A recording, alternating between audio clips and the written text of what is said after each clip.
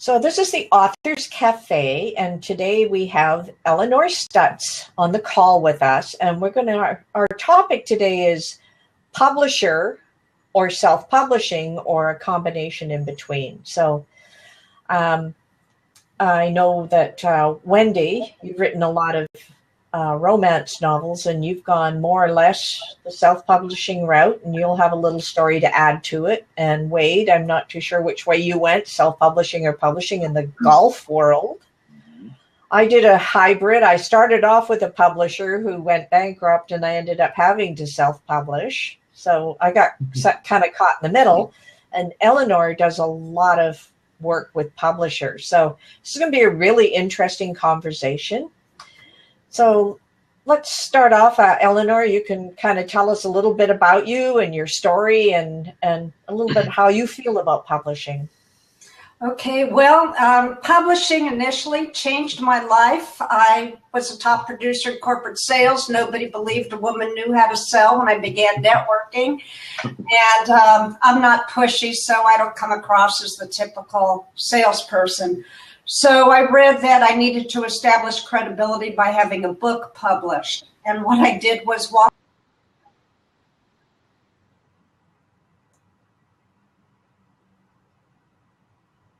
Oh, we lost the connection with Elinor. What was that? Yeah, I thought it was me for a second. Myself through my She froze.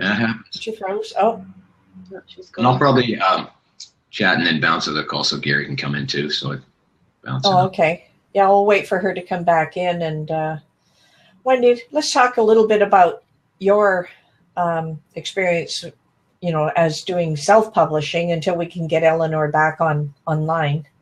Sure. Yeah. I actually have published a couple of action adventure novels, a couple of anthologies, which are sweet romance, plus a few nonfiction books and 2 coloring books. So I started out looking for publishing the traditional route, and actually got pretty good feedback. And what I found was often, the so-called rejection that came back was, we really like your work, but we're putting our money into something else right now. And so, or you don't fit our schedule, or, that kind of thing. And I thought, well, I could go along this way for a long time. I even approached a publisher who said their format was a little bit different, and they definitely wanted to publish it, but I didn't like the contract. So I said, I think I can do it myself and get a better deal for myself. So that's how I got into self-publishing. And because I'm an artist and a graphic designer, and I could do all the steps myself anyway, and didn't really have to pay someone. And I have an editor who's related to me, which helps. Yeah. So I kind of had my skills and a little bit of a team to start with. And so I went, well, why would I not do this? So I chose to self-publish, and it worked out very well for me. And so I didn't really go elsewhere after that, because I published 1 novel, and then I published the sequel, and then, I had some other materials that I've written over the years, and I thought, well, I might as well publish those too, because I can. And that's kind of how I got started, and it's just kind of gone from there. Okay, I have a question for you, if you don't mind, or before Elinor gets back. So some of the impetus was contractual side of it triggered some of it. Like, I'm not saying it was all of it, but a chunk of your decision to move towards self-publishing. Yes. Interesting.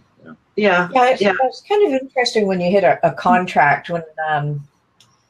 When I decided to do a publisher, I had written many other books, and I'd written them for the corporate world and sold them that way, and I didn't think about a publisher for those. I was doing self-publishing without realizing that I was doing self-publishing at that date. And then I decided, okay, I can write a different kind of book, one on networking and how people can connect with each other. When I did that, I thought I needed a publisher. That was just, that was in 2004 or 2005. I felt like I really needed to have a publisher. So I spent a lot of time trying to figure out who that publisher. So I found a nice small publisher, and they had all of these different things that I needed to do. And I thought, okay, that's all part of the marketing process. He does all of this stuff. And, gradually you get more and more disappointed as you go along. Yes, I did display it at Book Expo America. I had a publicist. I had a this, I had a that. And I thought, oh, this is great, because the books were flying off the shelf and all kinds of stuff. And then because he was a smaller publisher, it ended up that he went bankrupt. So I had all these sales and he owed a lot of money and he hadn't paid me. Guess what? You never saw that. I never saw that. And I had to pay for the print of the books. Mm-hmm. That was part of the publisher contract. You had to pay to print your own books. And if you had returns, it was on your head. And I'm going, okay, talking about contract, I learned a lot from that process. So that kind of led me to, maybe self-publishing is better, but then it had this big stigma that self-published books they're not professionally done, they're not edited, they're not, they're junk. Inferior. And 10 years ago, that was sort of the prevailing sneer, if you will, that if you chose to self-publish, then you were obviously inferior. You obviously didn't make the grade. And I'm so thrilled that has changed. And it's changed because so many authors, because it became possible to self-publish and it's not terribly difficult, thanks to companies like Amazon, that a lot of authors have just started out that way and done very, very well. And others started out in traditional publishing and eventually just bailed because the contracts weren't very, very favorable for them. The marketing, they were doing it all themselves anyway. There was just a lot of things that made it not only possible, but actually more lucrative for authors to publish themselves. For the traditional publishing side, I guess I think about the music industry in one respect, where if you're not already successful, like, I'll put it this way, they'll sign a pile of bands with really just so they can own a segment of a niche of a market with no real intent to support the bottom tier bands. And they're bottom tier not because they're not good, but they're considered bottom tier because they're not already selling. So the ones that are selling get all the resources. And I'm not sure if that's similar in traditional. I didn't do traditional publishing. I'm self-published. Would that be accurate? Like in traditional publishing, either signed, but like I think you mentioned earlier, Wendy, that maybe you don't get the support you might thought you'd get, or better, when we were having a conversation on that, where the resources are allocated to the authors already making the money, even though you're signed, you're kind of like on the cutting room floor, so to speak. Yeah, that's really accurate, actually. And from a business perspective, when you think about, I'm the person with the business, what would you do? I would put my money and time where the biggest profit is. And so, like I used to own a gift store, and I learned, as I went along, what sold well. Well, I might love this kind of product, but if it didn't sell well, it doesn't make sense for me to put it into the store. I would always go for the things I already knew sold well. So from a business perspective, from the publisher's perspective, it makes total sense to put your money behind and time behind the authors that are already doing well, because you're kind of guaranteed, or almost, to make a profit and for the business to do well. Whereas what authors who aren't doing so well, which are mid-list, or that's one of the terms, they try you out and see if it takes off. Mm-hmm. And if it does, well, then you become somebody that they put money behind. But a lot of that, I think, is subjective too. So it's exactly, it is very subjective. It's and with that, part of the subjectiveness, when I was working with my publisher, we also had Midpoint Trade Books would be the person that pitched the publisher's books.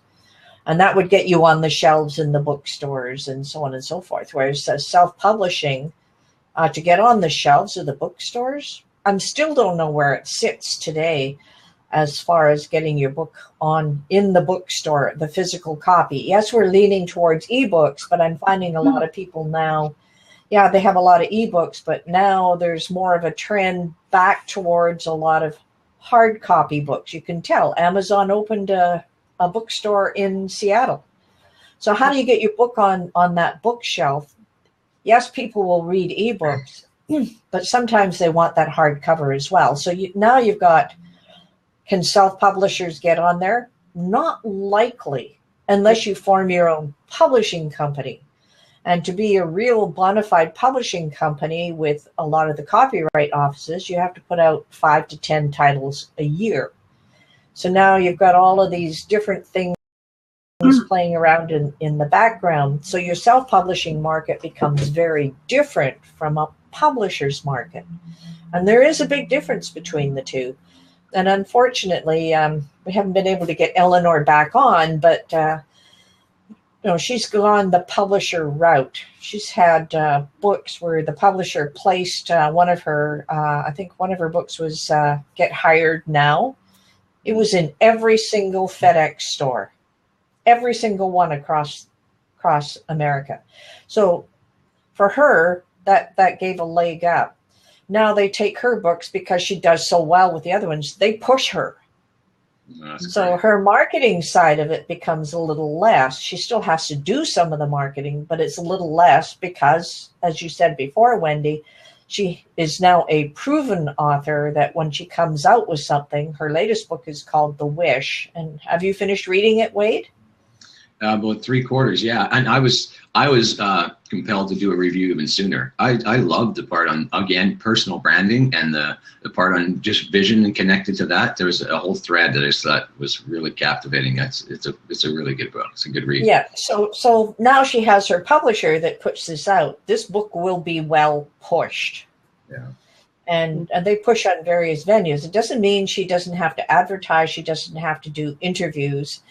She's interviewing with us, obviously, because I've known Elinor for years before she actually had a publisher for her first book. So it was just kind of one of those things where, just sort of you see people's progression through it from not being so known to being extremely well known. And what their path is there's still that marketing component that you have to do as a self-publisher.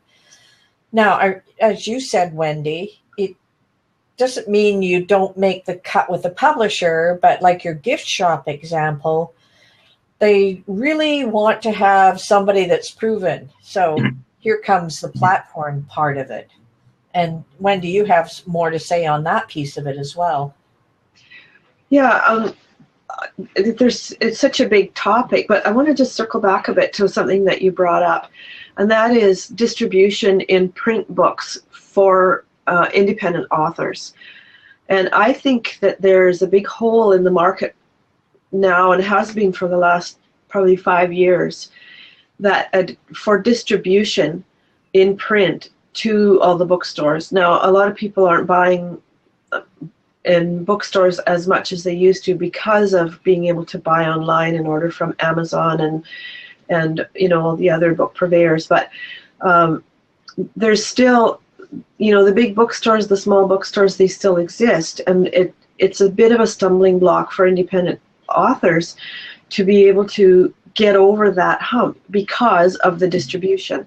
There's, if somebody came along and said, we're going to be the distributors for the indie publishers, I think they do phenomenally. Now, I don't want to be the one to do that, but that's just a word out to the world that there's a big need for that. And there's probably some hurdles to get over and whatnot, but that is a problem with self-publishing. It's how do you get your print books to people in ways other than just buying online? Because I've found when I've sold in person, I always do very well, but I can't be everywhere. Yeah, exactly. Hey, Elinor, welcome back. Can you hear us? I was just trying to get her sound. You can see. I think her sound's not quite working. Sound going. She'll Yeah, chime in. exactly. But you're right. You know, that stumbling block between the two worlds, even though it's getting smaller, there's still that gap and discrepancy, difference between how you can market your book in one respect and market your book in the other respect. Mm-hmm. And the word respect of the self-publishing, even though it's better, it's not 100% there yet. Mm-hmm. I know I've been sent books to review on the self-publishing side, and I'm going, oh my gosh, I can't review this book. It's not been edited. And I ask who edited. Oh, I edited it myself. Wrong. You can't go there. You actually still have to spend the money, professional editing, professional book cover, do surveys, put things together that make perfect sense. Yeah. You have to really think that you are the publisher. Yeah, and I think that's probably the biggest obstacle to getting distribution is the quality put out there, because it is so easy for anybody to publish anything that there's a lot of stuff that really should not be published because it's just bad, and I'm kind of opinionated about this, I admit, because I'm in writing and publishing and cover design and that kind of thing, but there's covers that aren't covers, they're just like, it's oh, hello, I'm sorry, I can't hear anything on your end. This is really embarrassing. Well, but we can hear you. If there's something I should do so we have a two-way conversation or four-way, I'd be happy to do it. Yeah, we'll put the messages down on the message thing. And I don't want to interrupt the conversation. Is there some way for me? She doesn't know how to see the text there. Okay, let's tell about your publishing experience. Please let me know if I should sign out. Nope. Just tell us about your publishing experience. In the early days as an entrepreneur, no one believed I knew how to sell. So it was suggested that I write a book and get published. This was before Kindle and self-publishing were very popular. So I wrote a book. I walked myself through my career as to how I became a top producer without any help from the corporate teams. And in the process, I wrote all the hard-learned stories, all the terrible things that happened along the way, but how I persevered and overcame it. Well, I clicked submit to a publishing house. And after I did that, I thought, oh my goodness, people will think I was a nutcase for having put up with all that. But the opposite happened. My book, Nice Girls Do Get the Sale, Relationship Building That Gets Results, became an international bestseller. So I was stoked, and it definitely helped build my business. And then my second attempt was to write a career book. And once again, I walked myself through my career so that I could share the best and the worst of it, and why I so frequently interviewed and how sales cycles follows interviewing. So that book became known as Hired: How to Use Sales Techniques to Sell Yourself on Interviews. And this book was featured on the FedEx racks coast to coast. Now you think, why on earth would anybody bother self-publishing if all this wonderful publicity came about? Nice Girls Do Get the Sale was featured in Time magazine, and I was interviewed on CBS TV News. It was all very, very exciting, to say the least, and it did wonders for my business. But I take chances once in a while. It's like throwing spaghetti on the wall, and I went with a third publishing house who did not live up to what they said they would do. Consequently, I refused to market the book, and writing the book is just a fraction of the problem. It's the marketing where the real work comes in, as you all know. And so I refused to market it. There were 0 sales. And from that point forward, no publishing house would touch me, even though I had an international best-selling book on the market and a best-selling book on the market.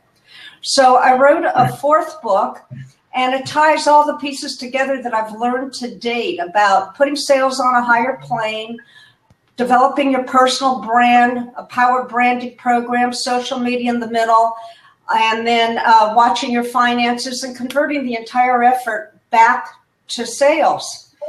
And I did another experiment, but this time a good one. I put it up on Kindle to self-publish, and I haven't marketed it strongly yet, a little bit. It's doing okay, but Amazon now has a recording arm called acx.com.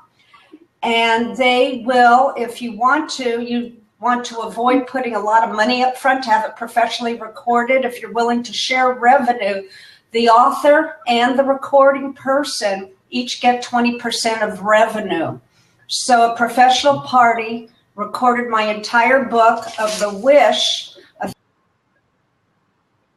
360-degree business development process that fuels sales. And it's in process now. acx.com will be marketing the recording once it's approved, both to Audible and iTunes. And of course, I'm going to be heavily marketing the two of them together. So that's my entree both into the publishing world and to self-publishing. And the jury is out right now which way, but it does look highly promising for the self-publishing at this point in time.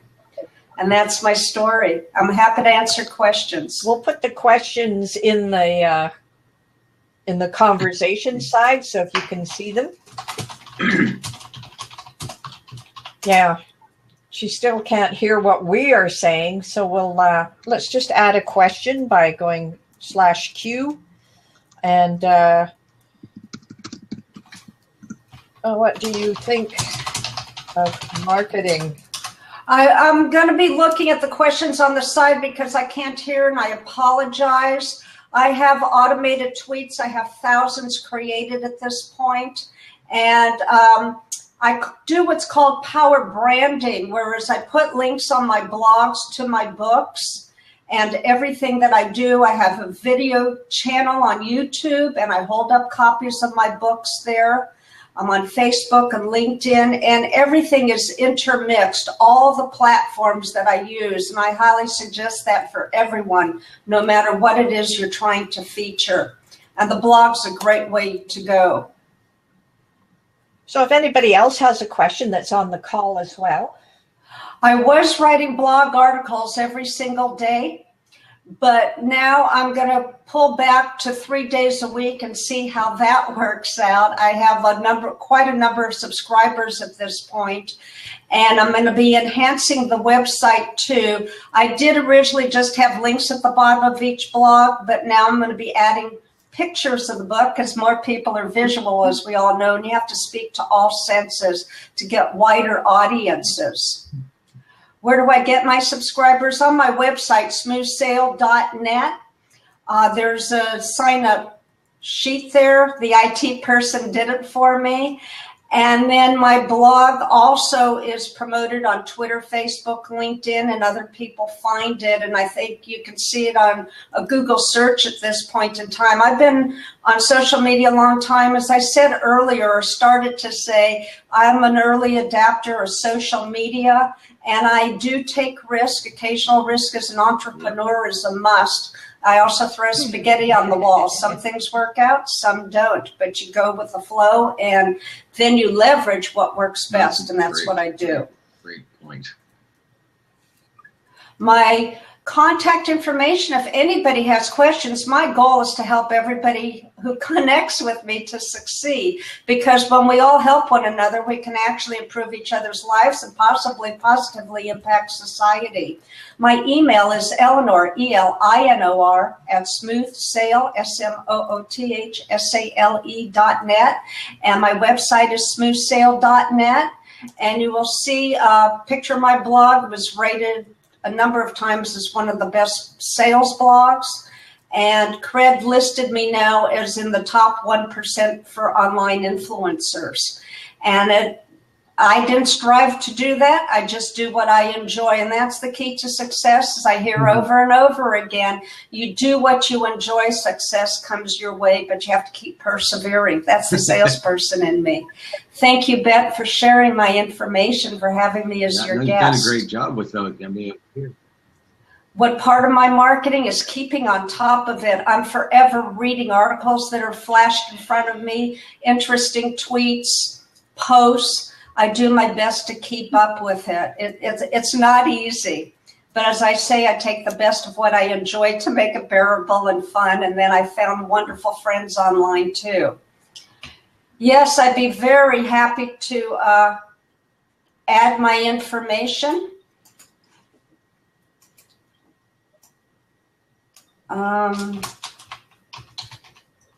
It must be that big storm. yeah.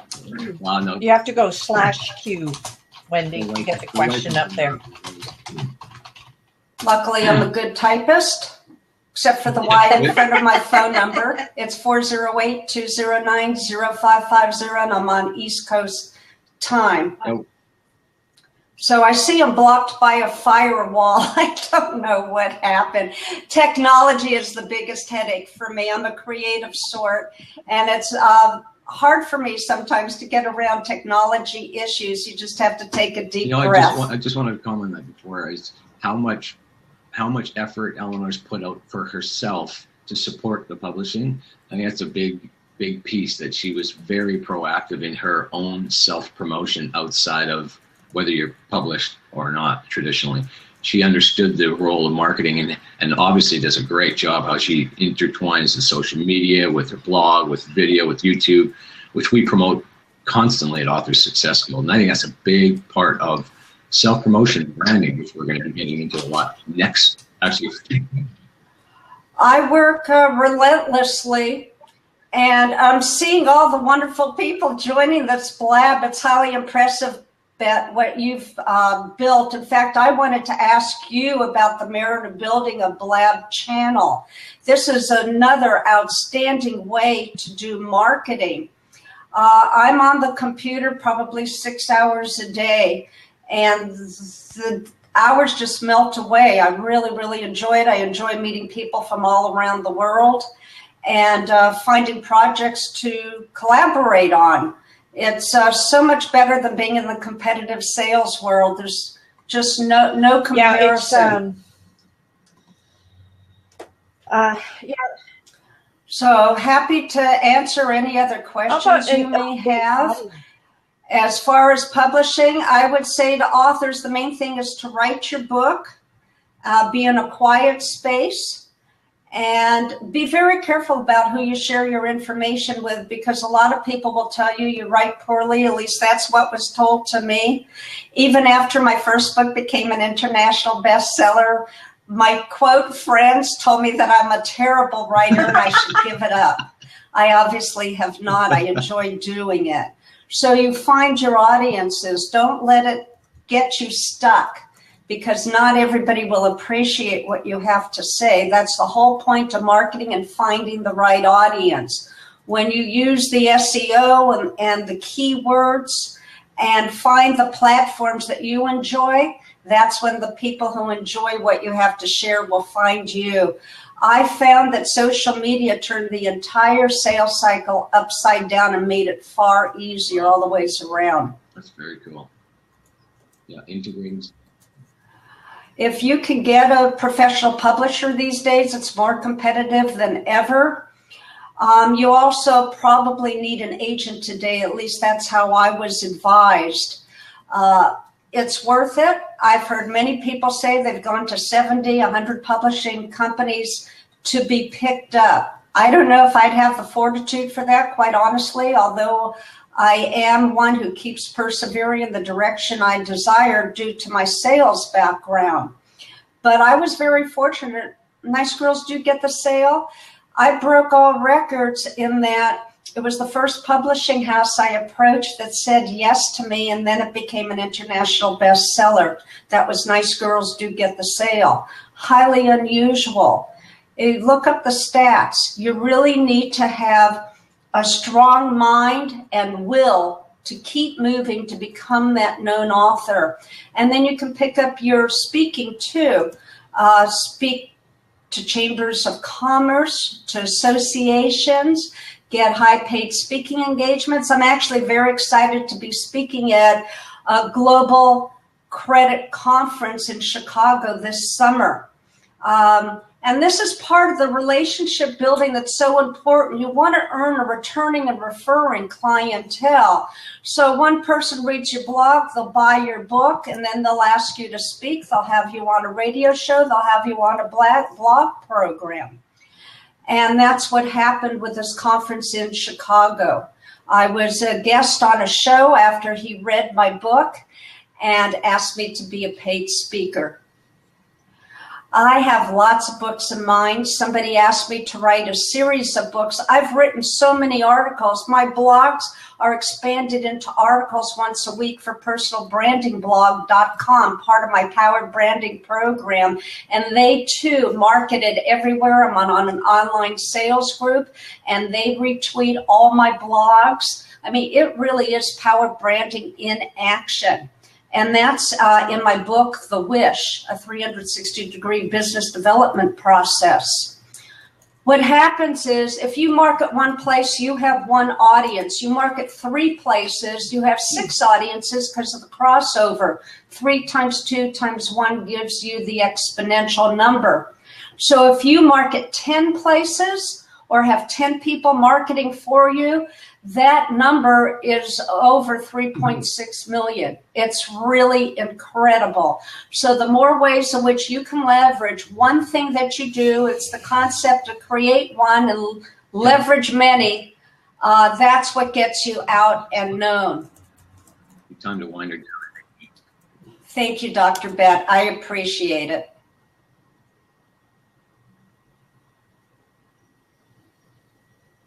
I have a video channel on YouTube under my name, Elinor Stutz.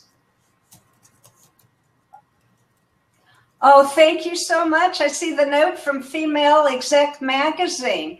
She loves what I shared, and she's going to put it on the website. That makes me feel very good. That's fantastic. And our time is up today. So thank you, Elinor. Oh, good. I'm hearing some sound.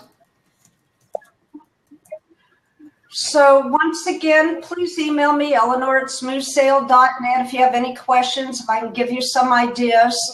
And I'm just learning more about the blog, how to incorporate the products the other products I have to sell, like a store, and to expand upon that. Happy to help you any way I Elinor, may. for sharing. And this has been the Authors Cafe, and I'm going Thank to you. post. I wish everyone much success. And we're going to post this recording on Author Success Guild, obviously. And next week, we're going to start talking about branding. And we're going to start that process off. And I've got to remember what the title is. What are you known for? So that will be an exciting one. So next Monday, 10 a.m. Pacific time. So I look forward to seeing everyone there. Yeah, and anyone